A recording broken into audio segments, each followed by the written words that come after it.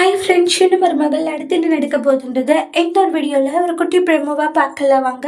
இங்கே ரொம்பவே ஃபீல் பண்ணுறாங்க ஐஸ்வர்யா. ஏன்னா ஐஸ்வர்யா வந்து காரில் போகும்போது ஒரு மாதிரி தலை சுத்தல் வரும், ஒரு மாதிரி வாமிட் வர்ற மாதிரியே ஒரு சிம்டம்ஸ் எல்லாம் இருக்கும். அம்மா ஒரு நிமிஷம் அம்மா வண்டி நிப்பாட்டுறீங்களான்றாங்க. என்னாச்சு ஐஸ்வர்யான்றாங்க.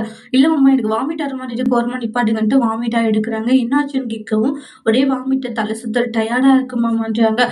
நான் அத்தனை டைம் சொல்கிறேன் அதிகமாக கேட்கு, இந்த மாதிரி எல்லாம் சாப்பிடாதுட்டு ஒத்துக்காதுன்ட்டு. சரி நீ வா, நம்ம ஹாஸ்பிட்டல் போய் டாக்டர் கிட்ட ஒரு செக்அப் பண்ணிக்கலாம். இல்ல வேண்டாம் மாமா, ஓகேவா தான் இருக்குன்றாங்க. வீட்டுக்கு போய் ரெஸ்ட் எடுத்தா சரியா போயிட்டு வீட்டுக்கு போய் ரெஸ்ட் எடுக்கிறாங்க. அப்பயுமே உங்களுக்கு செட் ஆகல, இன்னும் வாமிட் வந்துட்டே தான் இருக்கு. செய்ததை பார்த்துட்டு என்ன ஐஸ்வர்யான்றாங்க.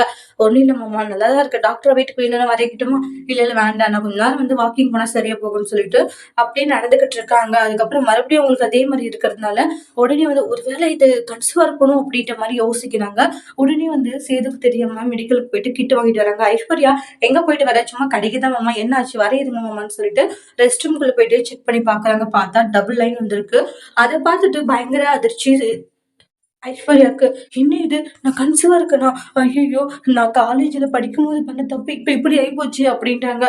இப்ப என்ன பண்ணுவேன் அப்படின்ட்டு ஐஸ்வர்யா முடிச்சிட்டு இருக்காங்க. அடுத்து வரக்கூடிய பிரமோல என்ன நடக்க போகுதுன்னு வெயிட் பண்ணி பார்க்கலாம்.